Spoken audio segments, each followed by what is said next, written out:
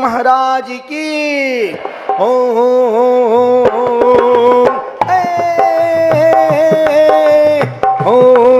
नमो हरिहंताणं हरिहंताणं नमो नमो ओम नमो हरिहंताणं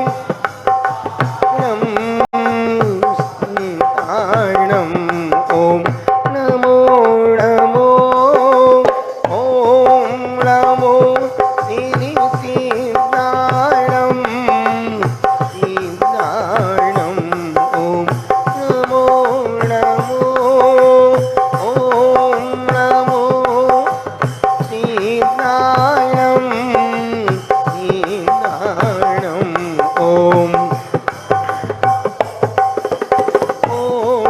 नमो आयिर्याणं आयिर्याणं नमो नमो ओम नमो आयिर्याणं आयिर्याणं ओम नमो उवैज्यायाणं उवैज्यायाणं नमो नमो ओम नमो उवैज्यायाणं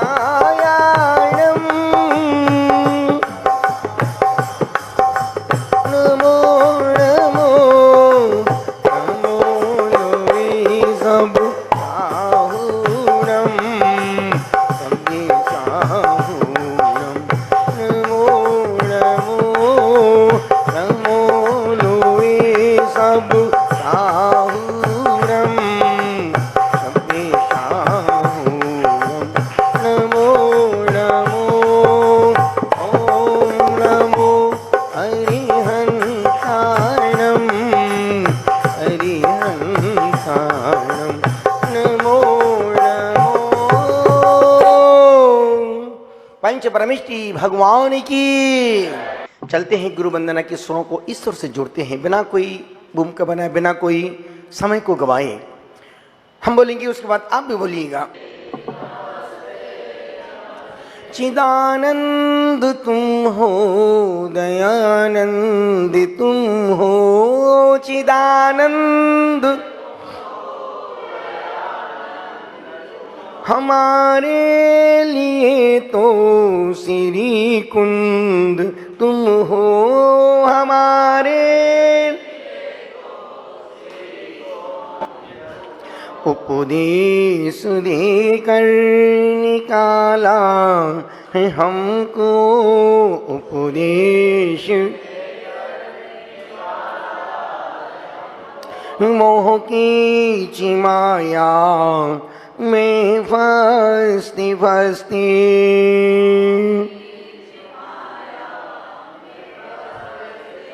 गुरुदेवी तुमको नमस्ते नमस्ते, गुरुदेवी नमस्ते नमस्ते नमस्ते नमस्ते।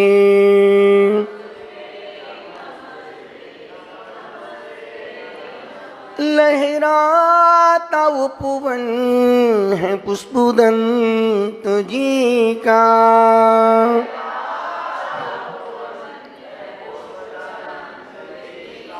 जीवनों समर्पित है नन्ही कली का,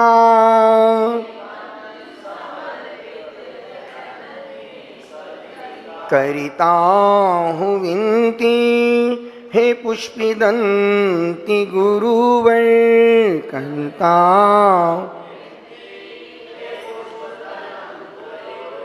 खिला लो कली को महकती महकती,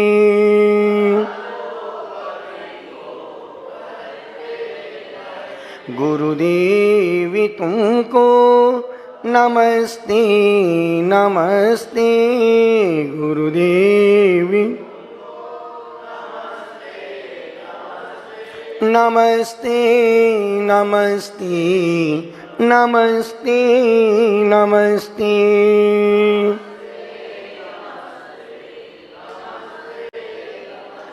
नहीं पार पाया किसी ने तुम्हारा,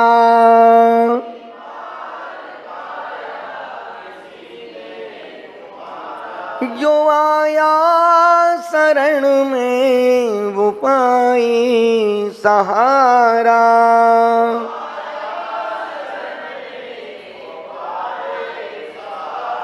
विमल सिंधु गहिरा हो छोटी नदी सा,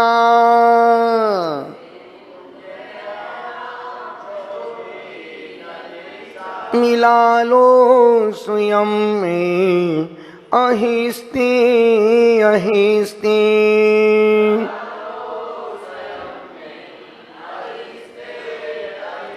गुरुदेव तुमको नमस्ते नमस्ते। गुरुदेव नमस्ते नमस्ते नमस्ते नमस्ते।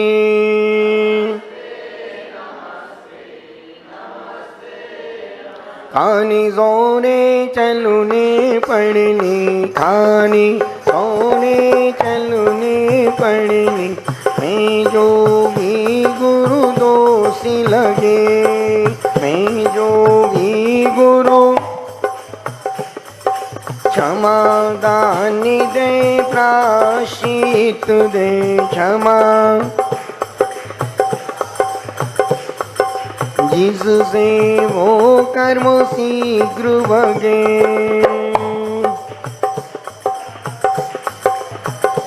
हो तुम जिन आगम की रति ना करो, मैं आवी गुण की कहानी रहा।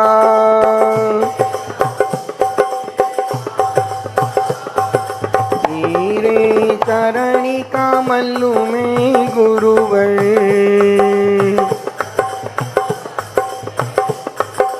अपना मस्तक झुका रहा।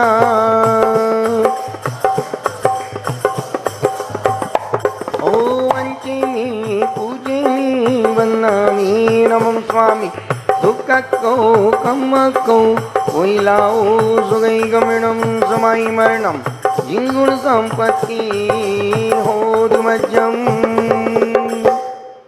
हाथ जोड़े, बोलो हे स्वामी, हमसे मन से वचन से काय से सुबह से अभी के बीच में जानी अनजानी में लिए हुए नियमों में संकल्पों में व्रतों में दोष लगे हों लगाए हों, हे स्वामी आप हमें आज का प्रायश्चित देकर शुद्ध करो। जिसे शुद्ध होना वो अपने हाथ ऊपर करो। बोलो हे स्वामी, हम रात्रि में सोने से पहले नमोकार मंत्र को 10 मिनट पढ़ेंगे। अभी 9 बार नमोकार। हाथ जोड़े, बोले ओम नमः। सबसे क्षमा, सबको क्षमा। ओम नमः। नमोस्तु भगवन, नमोस्तु भगवन, नमोस्तु महाराज जी, नमोस्तु महाराज जी। वंदनाम इच्छामि महाराज जी, इच्छामि माता जी। आपस में जय जिने। चल रही चैत्य भक्ति के माध्यम से रोज अपन शाम को मिलते हैं, बैठते हैं, भगवान की वाणी को पढ़ते हैं, सुनते हैं, पढ़ाते हैं। और निश्चित जिंदगी में कि व्यक्ति जब तक मोह के राग के चक्रव्यूह में उलझा रहेगा, तब तक वो धर्म से दूर रहेगा। और मोह में पड़े रहना भी अच्छा नहीं है। अभी रक्षाबंधन का, राखी का त्योहार आ रहा है। सारी बेटियां अपने अपने पिहर जा रही हैं। सारी बेटियां अपने अपने पिहर जा रही हैं। क्यों जा रही हैं? भैया को राखी बांधने जा रही हैं। और जो बहनें नहीं आ पाएंगी तो भैया खुद पहुंच जाएंगे, बेटे लो बहन राखी बांध दो हमारे हाथ में। और वाकई में ये त्योहार पहले कितना मीठा त्योहार था, इसका लोग इंतजार करते थे। घर का माहौल बदल जाता था, घर में पूरी पकवान, गोटे और मोटे, कितने सारे पकवान बनते थे निधि, कितने सारे पकवान बनते थे। त्योहार वही है, समय भी वही है, लोग बदल गए हैं और भाव बदल गए हैं। पहले यहाँ जब हम छोटे छोटे थे तो इतनी यहाँ तक जितनी तो जो भी मिल जाए भैया राखी लो बांधो, यहाँ तक राखी बंधवा लेते थे। महाराज साहब कितना शौक था राखी बंध, जितनी बड़ी राखी उतना अच्छा त्योहार। और जो पिचकी राखी बांधते थे, ये तो बेकार है, इसमें नहीं, तुम बड़ी बड़ी मोटी मोटी फूल वाली बांधो, फूल बांधी बड़ी बड़ी राखी बांधो, उतना लगता तो यार सबसे बड़ा त्योहार तो हमारी है। वो त्योहार का समय बहनें आती थी, शाम का समय कभी हम अक्सर शाम को राखी, जब पूरा परिवार इकट्ठा एक साथ हो जाता था, थाली सस्ती थी, मिठाई, तिलक, हल्दी, चावल, रौली, रुमाल, सब कुछ, श्रीफल, पूरा सामग्री तैयार होकर रखी रहती थी। जैसी सब इकट्ठे एक साथ भाई आते थे, पूरा हमने तो बचपन से पूरे परिवार को देखा है, एक लाइन से सब भाई बैठ जाते थे। बहन माथे पर रुमाल डालती थी, तिलक करना, श्रीफल देना, फिर राखी बांधना, और फिर हम लोग पापा से लेकर के उसको 1 रुपया 50 पैसा जो जितनी जिद की होती थी उतना बहन के, ओ इतना मिल गया, मजा आ गया। उस समय बहनों के मन में पैसे का कोई लोभ भाव नहीं रहता था। से भैया को और पहले की रिश्ते, पहले की राखियां, वो त्योहार जैसे लगते थे। हम लोग जब चतुर्मास था मेरा धूलियान, 2003 का चतुर्मास, 2002 का चतुर्मास धूलियान बंगाल में था। रक्षाबंधन साल में एक ही प्रवचन करते थे, कथा प्रवचन, और उसका 7 दिन पहले से माहौल बनाते थे।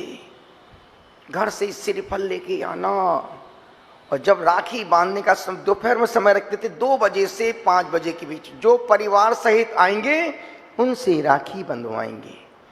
नहीं तो एक अकेली आ रही है, बेटी अलग आ रही है, भैया अलग आ रही है, ये राखी नहीं, एक साथ परिवार सहित जो आते थे उस समय पिच्छी हाथ में रखो, एक एक परिवार आ रहा है, पिच्छी को हाथ में ले रहा है, एक तिलक कर रहा है, पिच्छी की डंडी पे रुमाल रखा है। वो रिश्ते, वो संबंध, वो आत्मीयता के, क्योंकि गुरु की पिच्छी में राखी बांधने का मतलब धागा बांधना नहीं है, बहुत बड़ा कर्तव्य है, वो संकल्प का धागा है। यदि हम गुरु की पिच्छी में राखी बांध रहे, यदि बहन भाई की कलाई में राखी बांध रही है, तो बहन कह रही भाई मैं यदि आपकी कलाई में राखी बांधने तो आप मेरे सील की, चरित्र की सुरक्षा करना, मैं कभी आपको भटकने नहीं दूंगी, और आप मेरे कदम कभी डगमगाएं तो आप मेरे हमेशा सील की रक्षा करना। इसलिए कभी आपने ध्यान दिया हो, अक्सर बहनें रक्षाबंधन के त्योहार पर अपने घर पहुंच जाती हैं। हर अधिकांश बेटियां अपने अपने घर पहुंच जाती, क्यों? उनकी सील की सुरक्षा ससुराल में नहीं है, पीहर में है, भाई के पास। और बहन कितनी सज धज के भाई के सामने खड़ी हो जाए, बहन कितनी सज धज के, खूब सज खत लीपा पोती करके, खूब श्रृंगार करके भाई के सामने खड़ी हो जाए, तब भी भाई के मन में उस बहन के प्रति वासना का, कामना का, विकार का भाव नहीं आता है। एक ही भाव, ये तो मेरी बहन है। और दूसरी कोई तैयार होकर खड़ी हो जाए, तुरंत मन नेटवर्क के बाहर चला जाता है। वो समय, वो रिश्ते, तो बहन अपने सील की सुरक्षा के लिए अपनी पीहर पहुंच जाती, भैया मेरे सील की सुरक्षा तो मेरे भाई के पास में है। इसलिए जब द्रौपदी का चीरहरण हो रहा था, उसने सिर्फ मन से ही भगवान श्री कृष्ण को याद किया, भैया यदि मेरे सील की रक्षा करना है मेरी रक्षा करो, मैं इन पापियों के बीच में फंस गई हूं। उसने सिर्फ प्रात मन से याद किया था भाई भगवान श्री कृष्ण को, और ऊपर से उन्होंने यूं हाथ किया, अब तुम साड़ी खींचते रहो, अब तुम उसका सील नष्ट नहीं कर सकते हो। तो भाई के रूप में द्रौपदी ने भगवान श्री कृष्ण को याद किया था, और बहन सील की सुरक्षा के लिए ही पीहर जाती है, नहीं तो बाकी दिवाली को भी जा सकती है, लेकिन नहीं, सील का दिन, चारित्र का दिन, सुरक्षा का दिन, संयम का दिन। ससुराल में सील की सुरक्षा नहीं है। बहन कितनी भी सज धज के बहन भाई के सामने पहुंच जाए, पर भाई के मन में उस बहन सजी धजी बहन के देखने के बाद मन में विकार वासना का भाव नहीं आता है। पति पत्नी भाई बहन तो बने हैं, पति पत्नी भाई बहन तो बने हैं, पर एक भी भाई बहन पति पत्नी नहीं बने हैं। इतना पवित्र रिश्ता है भाई बहन का। इतिहास उठा के विजय विजया की कहानी, पति पत्नी थे। एक ने नियम ले लिया मुनिराज से कि जब गुरुदेव जब तक मेरी शादी नहीं होगी मैं आजीवन शुक्ल पक्ष के 15 दिन का नियम का पालन करूंगा। तो शादी के पहले नियम ले लिया लड़के ने, निधि कि मैं 15 दिन संयम का पालन करूंगा। संजोग कहो वो लड़का नियम लेके चला गया। वो महाराज दूसरे गांव में पहुंचे। बिहार करते करते प्रवचन दिया, जिंदगी में संयम के बिना जीवन अधूरा है। एक कन्या उठ के आई, स्वामी जी कोई नियम दे दो। बेटा तू ही ले ले अपने मन से नियम। गुरुदेव मैं आज से आजीवन 15 दिन के कृष्ण पक्ष के संयम का पालन करूंगी। अब सोचो, कोई शादी नहीं थी, कोई पहले सेटिंग नहीं होती थी जैसी आज सेटिंग मोबाइल में हो जाती है। तू निकल, मैं भी निकल रहा हूं।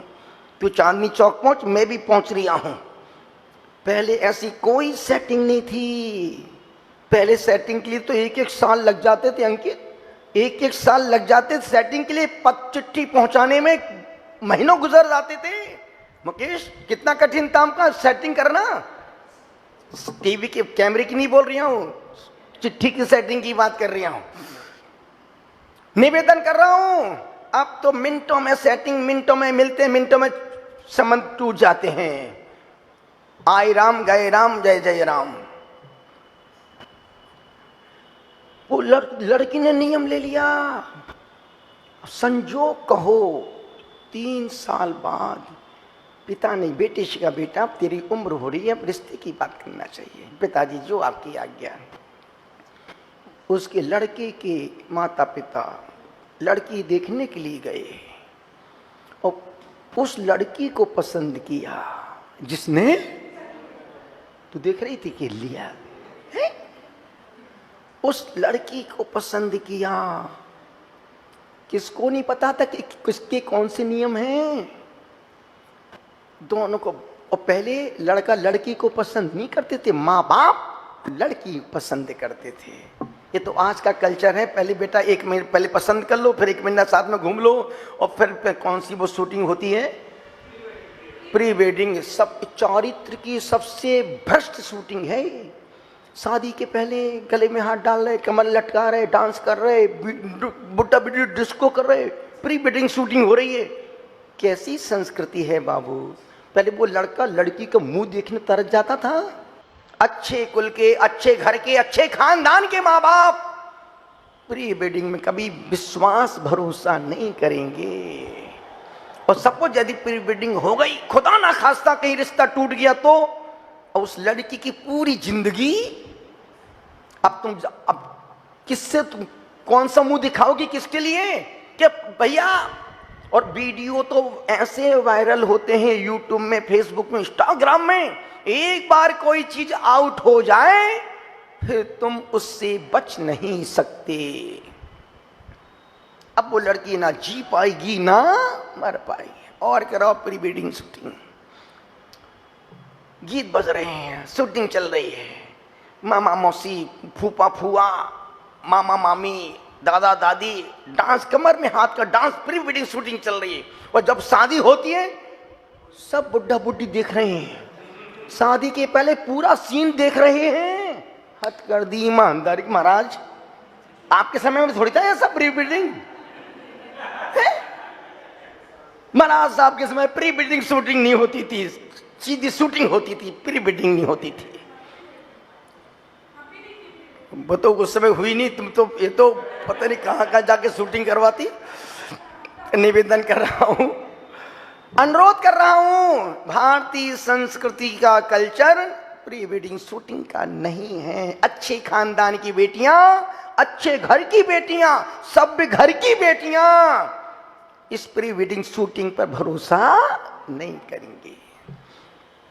उस समय कोई कुछ नहीं, अब मां बाप ने लड़की को पसंद कर लिया, रिश्ता पक्का, रिश्ता पक्का। लड़की ने लड़का नहीं देखा, न लड़की वालों ने लड़का देख। कौन आया? पहले आदमी के व्यवहार से, खान पान से, उससे रहन सहन, पहनावे से उसके घर की असलियत का पता चल जाता था कि यार सभ्य घर का आदमी है। धोती कुर्ता और टोपी लगी, अरे साहब से नगर के सेठ साहब आ गए हैं, रईस आदमी आ गए, अच्छे इंसान हैं। रिश्ता पक्का हो गया, शादी हो गई। अब लड़के का नियम 15 दिन का शुक्ल पक्ष का प्राची और उसका नियम कृष्ण पक्ष का। शादी हो गई, कमरे में गए, लड़का लड़की का जैसा घूंघट खोलता है, लड़की बोलती सुनो अभी मेरा नियम में 2 दिन बाकी है, प्लीज।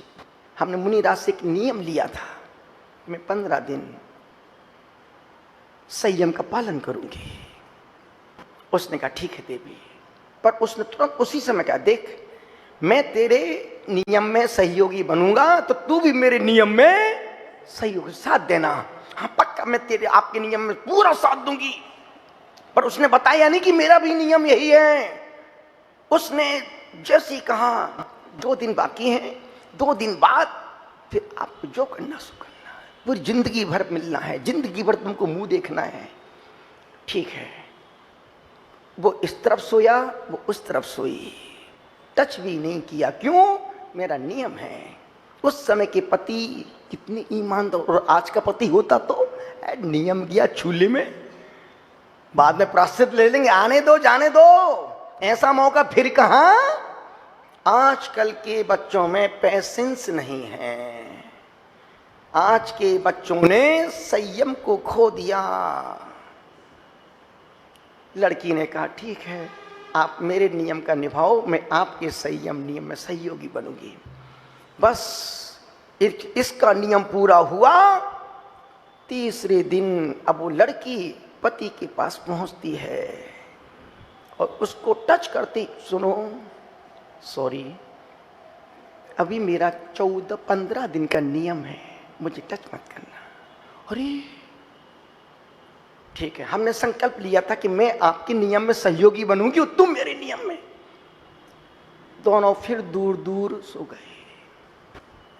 अब जब इसका नियम पूरा हुआ उसका नियम चालू, उसका पूरा हुआ तो इसका नियम चालू। अब दोनों की आजीवन नियम, यदि आज की लड़की के होते तो नियम गया तोड़ो फोड़ो, बाद में प्रायश्चित ले लेंगे। पर उस समय के लोग कभी नियम से, धर्म से समझौता नहीं करते थे। एक कहानी, बहुत अच्छी कहानी है, इतनी मन को द्रवित करने वाली कहानी है, और 2 मिनट की कहानी नहीं है।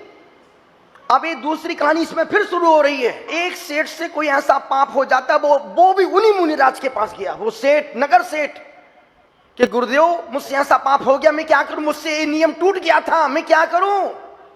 तो वो मुनिराज कहते हैं एक दिन में तुम 16,000 1,000 कितने इतने हजार मुनि को आहार दान दोगे तो तुम्हारा उस व्रत टूटने का प्रायश्चित पूरा होगा।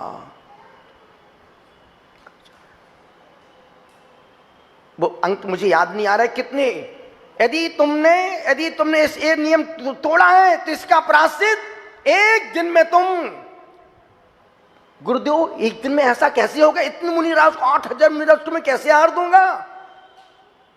सेठ जी, एक तुम्हारे नगर में एक ऐसे दंपत्ति रहते हैं जो संयम का पालन कर रहे हैं, पति पत्नी हैं पर संयम का पालन कर रहे हैं।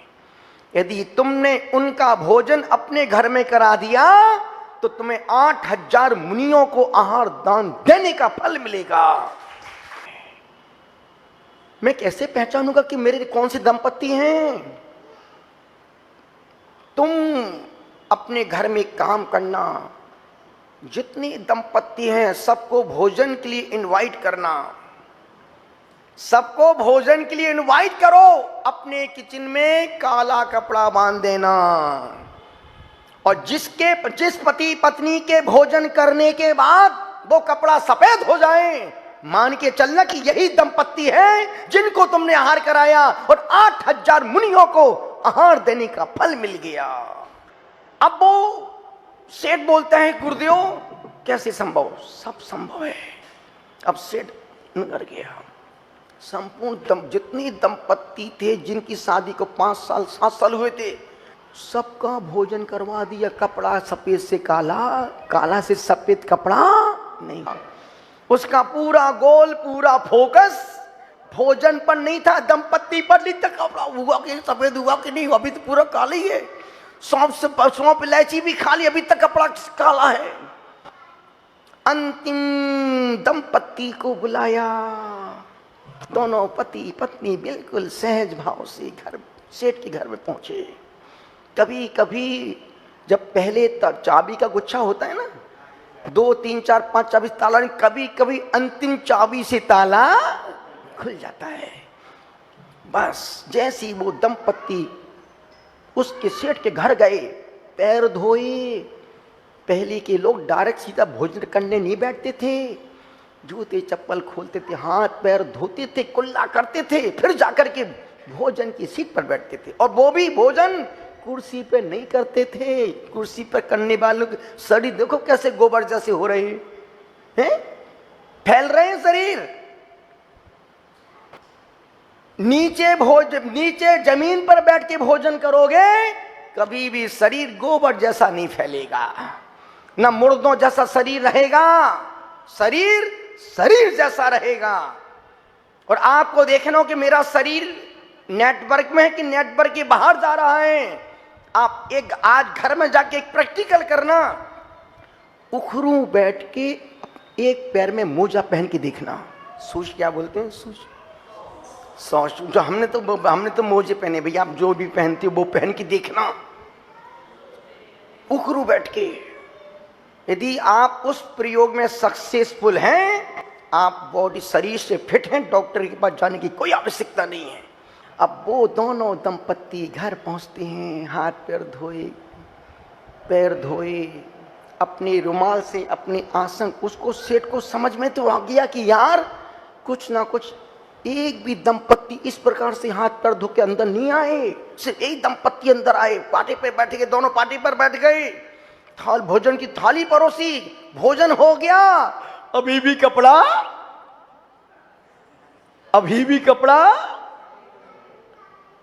सफेद नहीं हुआ।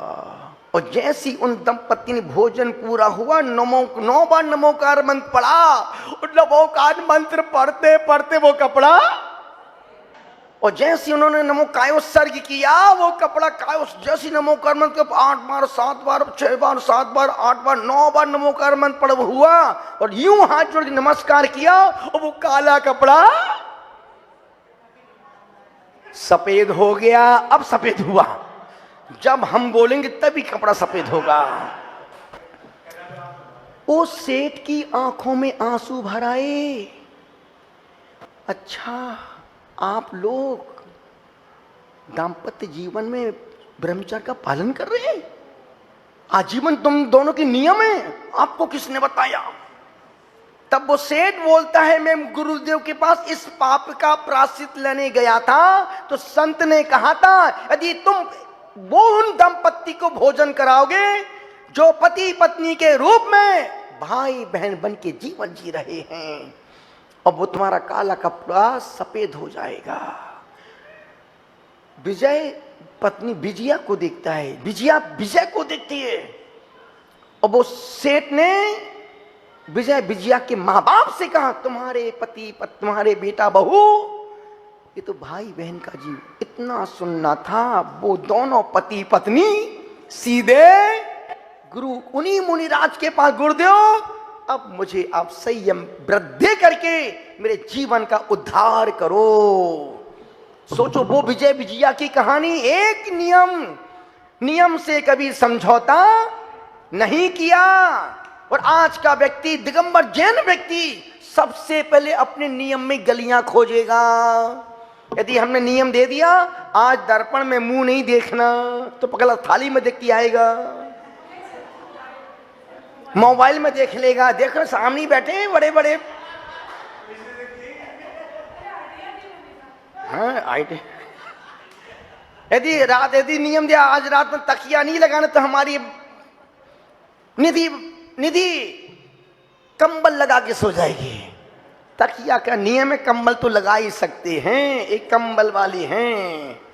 निवेदन इतना सा कर रहा हूं, जितनी जल्दी गलियां धर्म के मार्ग में जैन व्यक्ति खोजता है, यही कारण कि इतना धर्म ध्यान पूजा पाठ करने के बाद तुम दुखी परेशान हो। तुमने एक भी नियम भीतर की उमंग से, भीतर की तरंग से, भीतर के उत्साह से, एक व्यक्ति तुम रात में भोजन नहीं करते हो, तो दबाव प्रभाव से नहीं करते हो।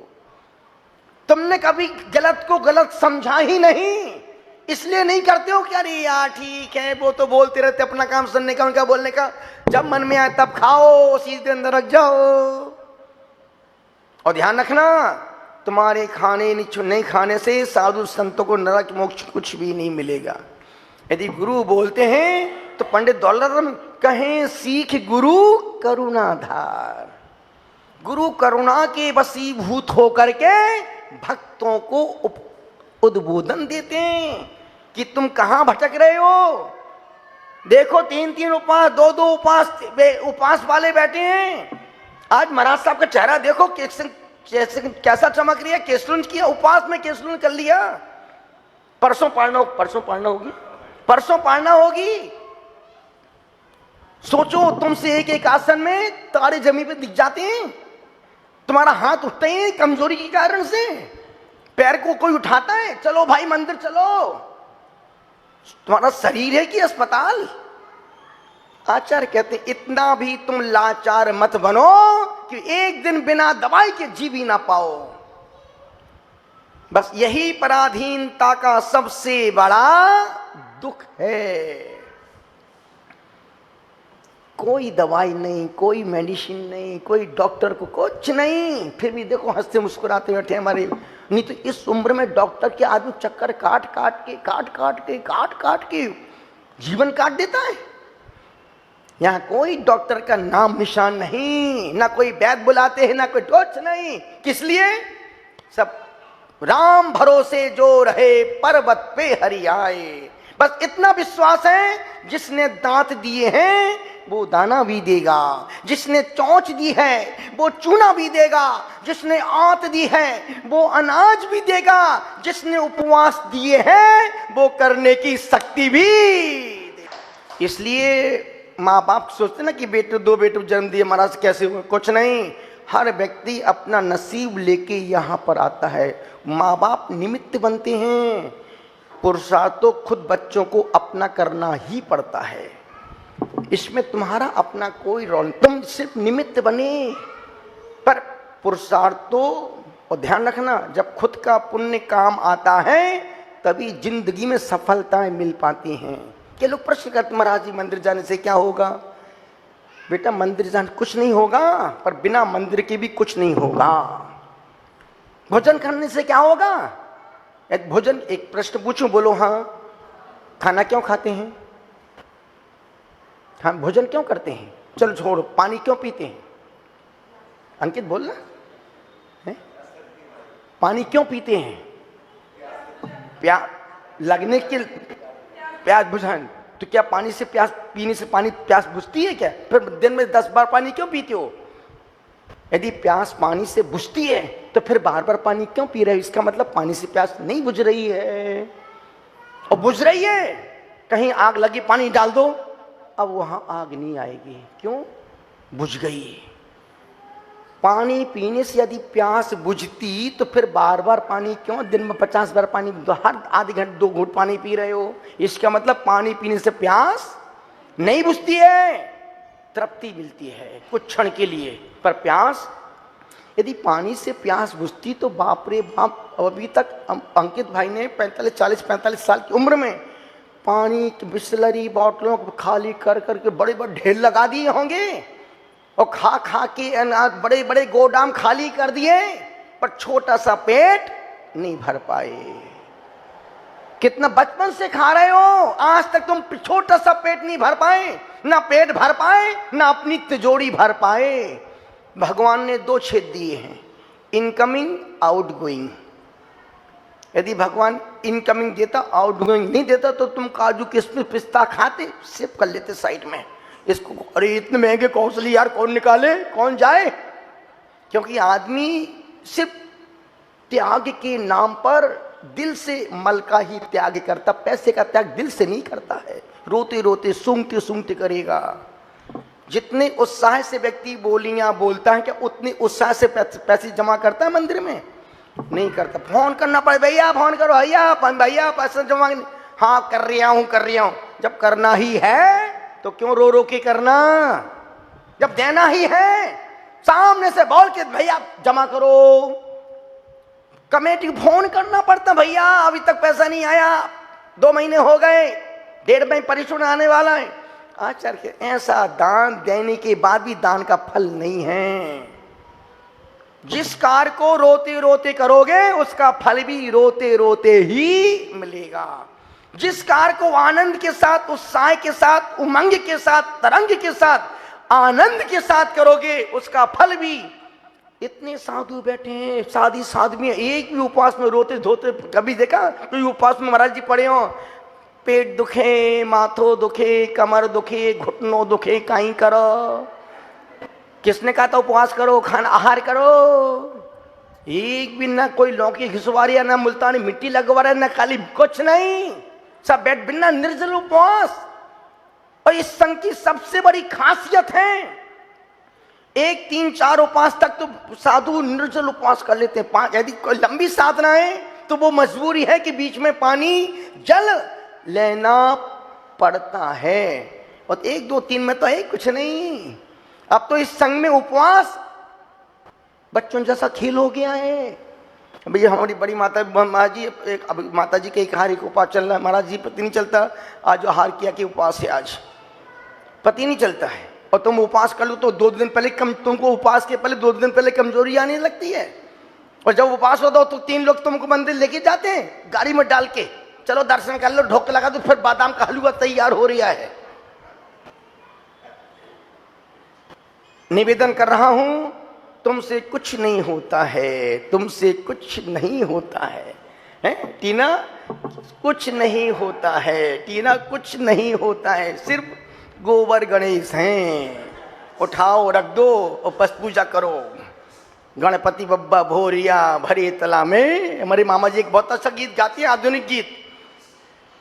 निवेदन कर रहा हूं, अनुरोध कर रहा हूं, उन दोनों दंपत्ति ने, हमने कहा ना इतिहास साक्षी है, पति पत्नी भाई बहन तो बने हैं, पर भाई बहन आज तक पति पत्नी नहीं, क्योंकि इतना पवित्र रिश्ता है बहन का। और जो लोग बोलते ना हमने वो बहन बनाई, वो बहम है, पर बहन नहीं है। वो लोगों को बेवकूफ़ बनाने की तरीके। भैया मेरी हमें 2 बहन बनाई हैं, मौका मिल जाए तो बहन में बहम हो जाता है। असली रिश्ते खून के ही होते। बनाए हुए रिश्ते तो कभी भी बदल जाते हैं, बनाए हुए रिश्ते कभी भी बदल जाते हैं, पर जो रिश्ते होते हैं वो रिश्ते कभी रिश्ते नहीं हैं। राखी खिलवाड़ नहीं है, एक संकल्प, एक पतला धागा नहीं है, संकल्प का धागा है, समर्पण का धागा है, प्रेम का धागा है, आत्मीयता का धागा है, अपनत्व का रिश्ता है। और गुरुओं से रिश्ते बनाना, संसार के रिश्ते धोखा दे सकते हैं, पर धर्म का रिश्ता कभी धोखा नहीं देगा। जब संसार साथ नहीं देगा तब धर्म ही तुम्हारा साथ देगा, गुरु ही तुम्हारा साथ देंगे। इसलिए पर्व के दिन त्योहार के कोई भी सिंगल फिंगल में कोई राखी बांधने बिल्कुल नहीं आएंगी, ना कोई साधु सिंगल से राखी बंधवाने। चलते पड़ते माँ जी राखी बंधवा लो, अरे पागल है क्या, ऐसी कोई राखी बनती है क्या? चलते पड़ते चलते और माँ जी राखी बांधा, रोको रोको, पागल है क्या? राखी का त्योहार सुरक्षा त्योहार नहीं है। विधिवत थाली लेके आओ, श्रीफल लेके आओ, दीपक लेके आओ, हल्दी हो, फल हो, अर्घ हो, पहले अर्घ चढ़ाओ, नमस्कार करो, गुरुदेव पिच्छी में राखी बांधना है।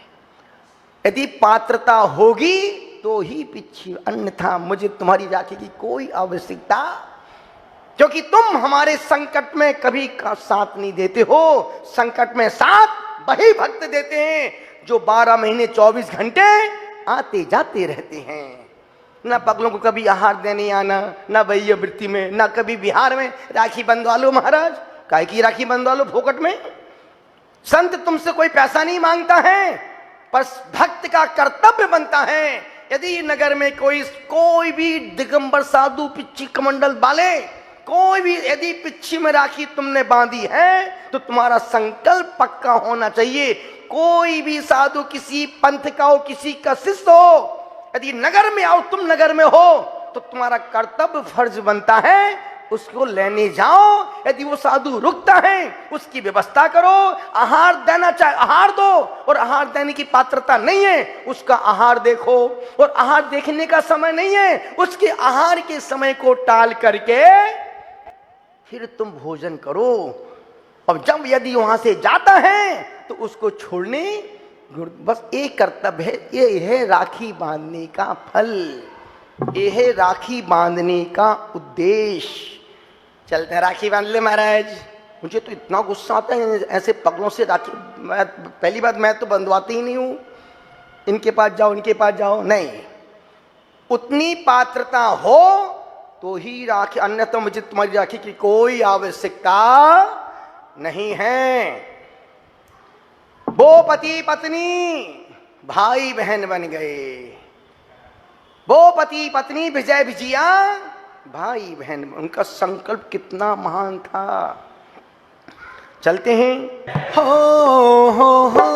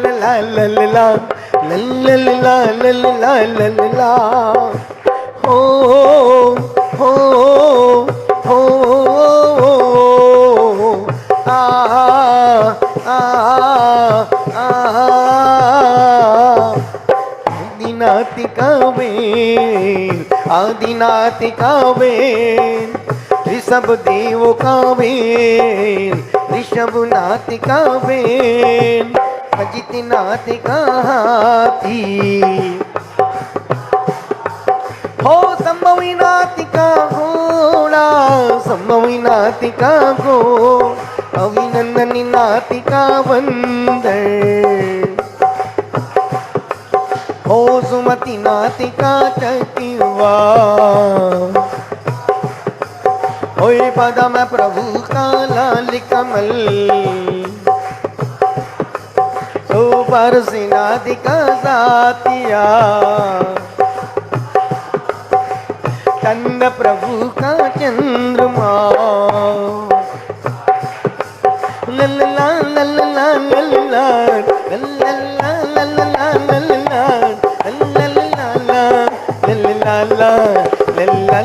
ला ला ला ला ला ला ला ला ला ला।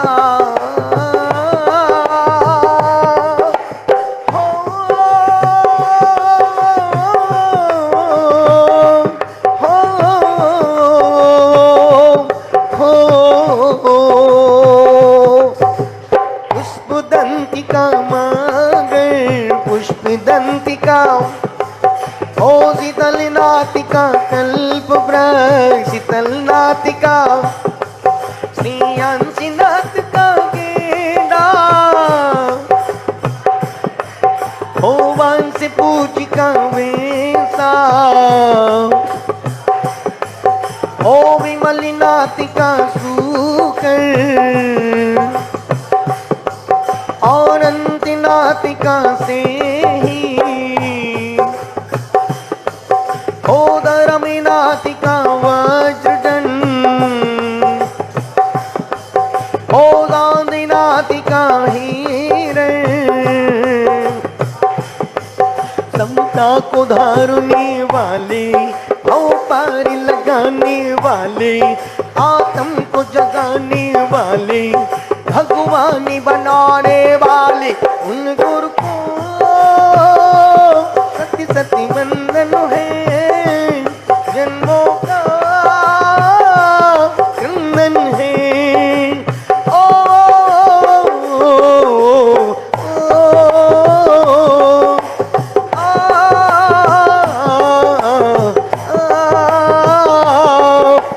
कुंतो नातिका वकीरा कुंतो नातिका ओ रही नातिकी मछली ओ मल्ली नातिका काला मल्ली नातिका मुनि सुब्रति नातिका कछुआ ओ नमी नातिका ढील कमल ओ नेमी नातिका संग ओ बोलो पारसी नातिका सर महावीर काशी नंदन नानन नीनी ना लल्ला लल्ला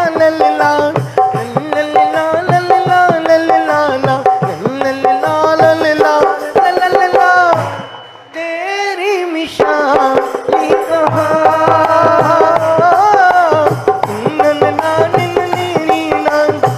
देखो गुरुवर का द्वार जो आई हो जाए पार श्रद्धा भक्ति रख चरणन में हो जाए उद्धार गुरुवर तेरी मिशाली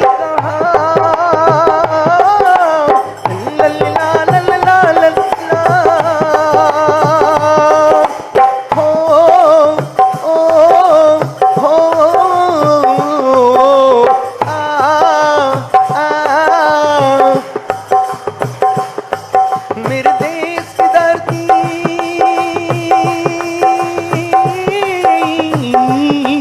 मेरे देश की धरती सोना उगली उगली हीरे मोती मेरे देश की धरती मेरे देश की धरती हो